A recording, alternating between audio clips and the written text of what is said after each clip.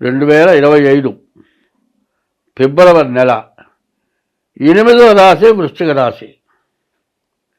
ఈ వృశ్చిక రాశి ఫలితాలు ఇప్పుడు చెప్పుకుందాం. ఈ వృశ్చిక రాశికి శని అర్ధాష్టమంలో 4గింట ఉన్నాడు. ఎంతో నష్టపడ్డారు. వచ్చిన డబ్బులు రాక, ఉన్న డబ్బులు ఖర్చు అయిపోయి, తినడానికి తిండి కూడా లేక చాలా కష్టపడ్డారు. మార్చి 30తో కష్టాలన్నీ తీరిపోతాయి. ఇక్కడి నుంచి బాగుండేటువంటి సమయం ఉంది. కానీ మరి శని బాగున్నాడు కదా అంటే అష్టమంలో కుదురు పడ్డాడు. ఈ అష్టమంలో కుదురు పడటం వల్ల అనారోగ్యాలు బాగా ఎక్కువగా రావడానికి అవకాశం ఉంది. అనారోగ్యం ఎట్లా ఉంటుందంటే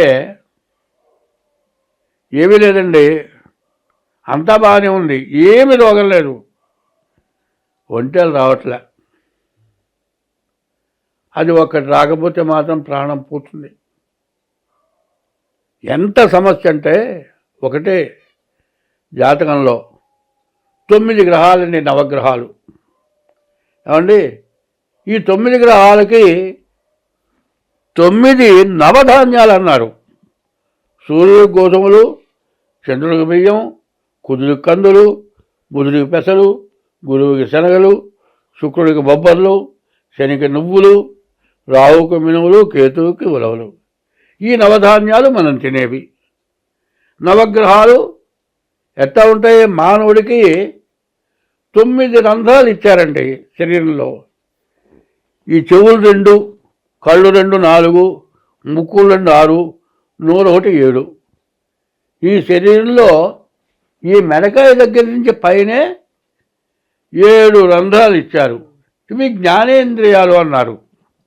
ఈ జ్ఞానేంద్రియాలు ఎట్లా ఉంటాయంటే కళ్ళతో చూడలేకపోయినా బాధే, చెవులు వినబడకపోయినా బాధే, గాలి పీల్చలేకపోయినా బాధే, నవలటానికి నోట్లో ఒక పన్ను వాచిందని అనుకోండి, చిగురు వాచింది, తినటానికి కాలే.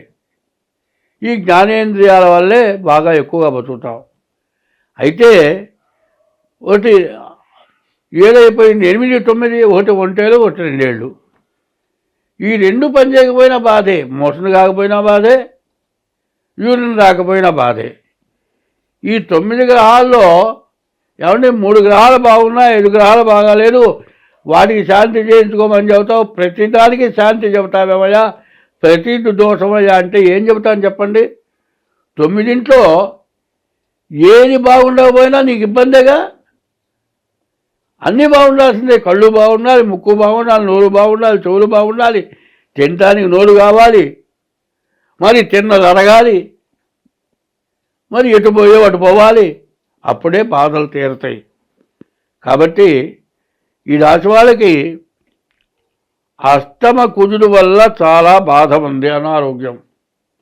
ఆ అనారోగ్యం ఎట్లా ఉంటుంది? ఒంటే రాలేదంటే నిమిషాల మీద ప్రాణం పోతుంది. ఆ ఒంటే రావాలి, అది ఆగిందంటే చచ్చిపోతాడు మనిషి. మరి ఇట్లాంటి సమస్య వస్తుంది. అదే కాదండి, జ్వరం వస్తుంది, ఎన్ని మందులు వాడినా జ్వరం తగ్గదు. రక్త పరీక్ష చేస్తే అందులో ఏమీ కనపడదు, ఏమి జ్వరమో అర్థం కాదు. ఈ పరీక్షలకే లక్షలు తింటారు. ఎన్ని తిన్నా ఏది రోగ నిర్ధారణ కాదు. 1 లక్ష, 2 లక్షలు, 3 లక్షలు ఖర్చు అయిన తర్వాత దానంతటా నీ జ్వరం తగ్గిపోతుంది. అప్పుడేమంటావు? ఈ డాక్టర్లు దొంగలు, వీళ్ళు సరిగ్గా ట్రీట్మెంట్ చేయలేరు అని నువ్వు అంటావు.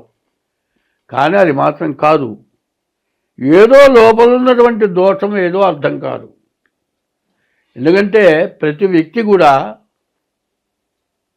ఒక నేరేడు పండు తినాలట సంవత్సరంలో ఒకసారి. జున్ను అనేది కూడా తినాలట, ఆవు జున్ను తినాలి. ఈ 2 ఎందుకు తినాలి అంటే, నేరేడు పండు తింటే మనం తినే ఆహారంలో జుట్టు లోపలికి పోతుంది. ఆ జుట్టు మాత్రం కరగదు. పేగుకు మెలికేసుకుందంటే బాగా బిగుసుకుపోయి పేగు బంధించేసేసి ఆహారం లోపలికి దారి లేకుండా ఆపేస్తుంది. నేరేడు పండు తింటే వెంట్రుక కట్ అయిపోతుంది. అట్లాగే జున్ను తినాలి. వేరుశనగ పప్పు ఉందండి, పైకి బాగానే ఉంది, దాన్ని 2 చెక్కలుగా విడదీస్తే లోపల పుచ్చుంటుంది, పురుగు కూడా ఉంటుంది. అదే శనగ్గింజలో ఉంది, కంది గింజలో ఉంది. ఇది దుర్మాంసము అంటారు. ఇట్లాంటి తినే ఆహారంలో దుర్మాంసం చాలా కడుపులోకి పోతుంది. ఇది పోవాలంటే ఆవు జున్ను తినాలి. ఈ ఆవు పాలతో జున్ను చేస్తే ఆ జున్ను తింటే ఆ లోపల ఉన్న దుర్మాంసం పోతుంది. దానివల్ల ఈ రెండిటి వల్ల రకరకాల వ్యాధులు వస్తాయి. ఎన్ని ఎక్స్రేలు తీసినా, ఎన్ని బ్లడ్ టెస్టులు చేసినా ఆ లోపల ఉన్నది అర్థం కాదు. అది ఆ గ్రహస్థితి మారినప్పుడు దానంతట అదే మార్పు అయిపోతుంది. కాబట్టి డాక్టర్ల లోపము కాదు, టెస్టులు చేసేవాళ్ళ లోపం అంతకంటే కాదు, మందుల లోపం అంతకంటే కాదు, నీ కర్మ లోపం. నీ కర్మ బాగుండకపోతే ఇట్లాంటి సమస్యలు బాగా వస్తూ ఉంటాయి. ఏది ఏమైనా ప్రతి వాళ్ళు కూడా ఒక పని చేయాలి. ఈ 9 రంధ్రాలు, 9 ధాన్యాలు, 9 గ్రహాలు చెప్పా కదా, ఈ 9 ఏది పని చేయకపోయినా ఇబ్బంది అని చెప్పాను కదా. అందువల్ల ఏది ఒక్కటి పని చేయకపోయినా మనకు ఇబ్బందే. కాబట్టి ప్రతి సంవత్సరంలో కూడా మన జాతకం ఎట్లా ఉందో చూసుకోవడం చాలా అవసరం. ఎందుకంటే ఇప్పుడు ఏం చేస్తూ ఉన్నారు, ప్రతి సంవత్సరం కూడా ఆల్రౌండ్ అన్ని రకాల చెకప్లు చేస్తున్నారు, అన్ని రకాల పరీక్షలు చేస్తున్నారు. మొత్తం కాంట్రాక్ట్ ఇంత, ఎక్కడ ఏది రోగం ఉందో కనుక్కుంటున్నారు. ఎందువల్ల వస్తుందంటే తినే ఆహారాల వల్ల వస్తుంది, తినే నూనెల వల్ల వస్తుంది. ఇట్లాంటి సమస్యల నుండి బయటపడటానికి ముందు మనం తినే ఆహారం జాగ్రత్త చేసుకోవాలి. పడుకుండే టైంకే పడుకోవాలి, కానీ పడుకోకూడని టైంలో పడుకోకూడదు. తగిన టైంకే తినాలి, కానీ తగని టైంకి తినకూడదు. ఒకవేళ రోజుల్లో తినకుండా ఉండే నష్టం లేదు, ప్రాణం పోదు. కానీ ఎటు కాని వేళ తినకూడదు. 3 గంటలకు తిన్నామనుకో రాక్షస సమయం అంటాడు. ఆ టైంలో తింటే రాత్రికి తినడానికి ఆకలి కాదు. ఈ తిన్న తర్వాత తినకపోతే తృప్తి లేక మళ్ళీ రాత్రి తింటావు. దీనివల్ల ఇండైజేషన్, అరుగుదల లేకపోవటం, ఇట్లాంటి సమస్యల నుండి ఇబ్బందులు పడుతూ ఉన్నాము. కాబట్టి మానవుడికి ప్రతివాడికి కూడా అవసరం ఏమిటి అనేది మనం ముఖ్యంగా చూసుకోవాలి. రోజు తినటం అవసరం, రోజు గుడ్డ కట్టుకోవడం అవసరం, రోజు స్నానం చేయటం అవసరం, ఉండటానికి ఇల్లు అవసరం, తినటానికి వండిపెట్టే ఆడమనిషి అవసరం. ఇన్ని అవసరాలతో పాటు నీ గ్రహస్థితి కూడా నీకు అవసరము. అది చాలా అవసరం. ఎందుకంటే గుడ్డ ఆరేసేటప్పుడు ముళ్ళ మీద గుడ్డ ఆరేస్తే ఒక్కసారి లాగితే చిరిగిపోతుంది. ముళ్ళ మీద గుడ్డని చిన్నగా తీసుకోవాలి. నీ చేసే ప్రవర్తనే నిన్ను నష్టపరుస్తుంది అనేది గ్రహించుకొని జాగ్రత్తగా ప్రవర్తించాల్సిన అవసరం ఉన్నది. కాబట్టి ఈ జాతకుల వాళ్ళకి గురువు ఒక్కడు, కేతువు ఒక్కడు తప్పితే 6 గ్రహాలు కూడా బాగాలేవు. అయితే ఇది గోచారమే. ప్రతి వాళ్ళు కూడా మీ జాతకం చూపించుకొని అన్ని విధాలా సక్రమంగా ప్రవర్తించండి. అయితే ప్రతి వాళ్ళు కూడా ఏమి చేయాలి, ఇప్పుడు ఏమవుతుందంటే ధర్మంగా సంపాదించాలంటే తినటానికి తిండి సరిపోదు, ఆదాయం తగినంత ఆదాయం లేదు, తగినంత ఆదాయం రావట్లే. అయితే ధర్మంగా బతకాలంటే